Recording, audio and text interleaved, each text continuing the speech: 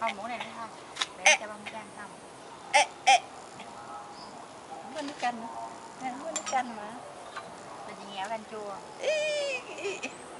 Nãy mày tính nấu canh.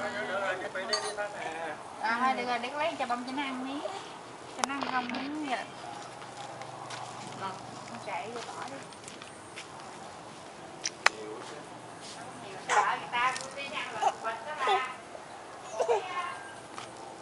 Hồi nhỏ là nó ăn